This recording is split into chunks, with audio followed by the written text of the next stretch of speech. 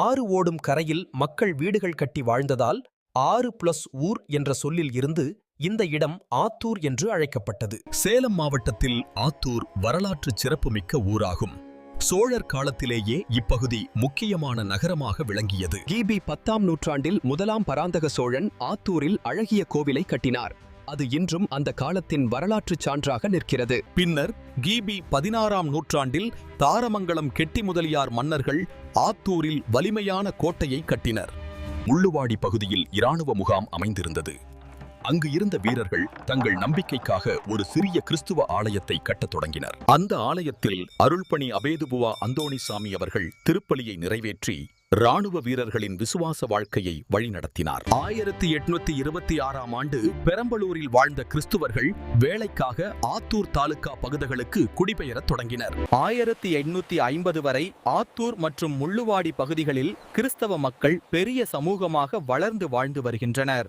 London mission சபையார் ஆத்தூர் மற்றும் சேலம் பகுதிகளில் பள்ளிகளை தொடங்கி மக்களுக்கு கல்வியையும் நற்செய்தியையும் அறிவித்தனர். 1840இல் அரகாலூர் மற்றும் கோனேரிப்பட்டி ஊர்களில் செபக்கூடங்கள் கட்டப்பட்டு மக்கள் கூடி செபிக்கத் தொடங்கினர். அருள்பணி பிரிக்கோ அவர்கள் மக்களை சந்தித்து மறைக்கல்வி போதித்து அவர்களை மீண்டும் கத்தோலிக்க விசுவாசத்திற்கு வழிநடத்தினார். 1844இல் கருமத்தாம்பட்டியில் அருள்பணியாளர்கள் ஒன்று கூடி திருத்தந்தையின் கடிதத்தின் முக்கியமான தீர்மானங்களை எடுத்தனர். இந்த முடிவுகள் பல சிரமங்களை ஏற்படுத்தினாலும் ஆத்தூர் கிறிஸ்துவர்கள் தங்கள் விசுவாசத்தில் உறுதியாக இருந்து இறைவனை நம்பி வாழ்ந்தனர். 1844ஆம் ஆண்டு அருள்பணிக்கோன் சேலம் மாவட்டத்தை 5 வட்டங்களாக பிரித்து ஒவ்வொரு வட்டத்தையும் கண்காணிக்க உபதேசியார்களை நியமித்தார். அந்த பிரிவின்படி ஆத்தூர், முள்ளுவாடி போன்ற பகுதிகள் கங்கவள்ளி வட்டத்தில் சேர்க்கப்பட்டன.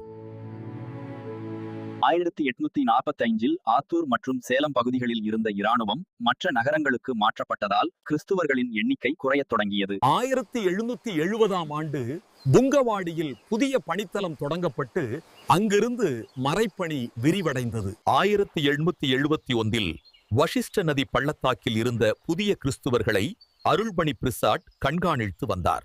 அருள்பணி பியர் எனப்படும் இராயப்பநாதர் ஆத்தூர் கோட்டையில் தங்கி புதிய கிறிஸ்தவர்களை கவனித்து வந்தார்.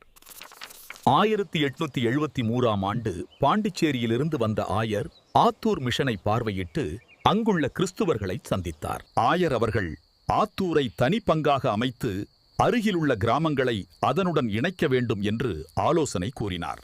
ஆத்தூரில் புதிய கோவில் கட்டுவதற்காக அருள்பணி பியர் ஒரு நிலத்தை வாங்கி மறைப்பணியை வளர்க்க திட்டமிட்டார். கிறிஸ்துவர்களின் வாழ்க்கை முன்னேற அருள்பணி பியர் நெசவு, வாத்து வளர்ப்பு மற்றும் தோட்ட வேலைகளை ஆரம்பித்தார். ஆனால் சேலம் மாவட்ட ஆட்சியாளர் அவரை ஆத்தூர் கோட்டையில் தங்க தடை செய்ததால் அந்த முயற்சிகள் நிறைவேறவில்லை. 1873இல் கொல்லிமலையில் இருந்த புதிய கிறிஸ்துவர்களை கவனிக்க அருள்பணி பியர் மீண்டும் அனுப்பப்பட்டார். அதே காலத்தில கங்கவள்ளியில் இருந்த சில கிறிஸ்துவர்கள் விரும்பி கத்தோலிக்க மறையில் இணைந்தனர். 1930ஆம் ஆண்டு சேலம் மறைமாவட்டம் உருவான போது தலைவாசல் ஆத்தூர் பகுதி அந்த மறைமாவட்டத்தோடு இணைக்கப்பட்டது. ஆத்தூர் அருகே பிரிட்டிஷ்காரர்கள் சென்றபோது கத்தோலிக்கருக்கு 10 ஏக்கர் நிலத்தை வழங்கினார்கள் என்று கூறப்படுகிறது. வசிஷ்ட நதி ஓரப் பகுதிகளில் கிறிஸ்தவர்கள் வீடுகள் கட்டி வாழ அருள்பணியாளர்கள் நிலங்களை வழங்கினர். சில கிறிஸ்தவர்கள் தங்களுக்கு வழங்கப்பட்ட நிலங்களை பிறருக்கு விற்றுவிட்டு அந்த இடங்களை விட்டு சென்றனர். அருள்பணி கிராவியரின் முயற்சியால் அடித்தளத்திலிருந்து கோபுரம் வரை இந்த அழகிய தேவாலயம் கட்டப்பட்டது. கோவில் நிலத்தின் தென்மேற்கு பகுதியில் கன்னியர் மடம் நிறுவப்பட்டு மறைப்பணி விரிவடைந்தது. அதே பகுதியில் கிறிஸ்துவர்களுக்கும் கிராம மக்களுக்கும் மருத்துவ உதவி வழங்க சிறிய மருத்துவமனையும் தொடங்கப்பட்டது. அருள்பணி சாலமோன் அவர்களால் ஆத்தூரில் நற்கருணை ஆண்டவருக்காக அழகிய ஆலயம் கட்டப்பட்டது. இன்று வரை கிறிஸ்துவம் ஆத்தூர் மண்ணில் ஆழமாக வேரூன்றி வளர்ந்து கொண்டிருக்கிறது.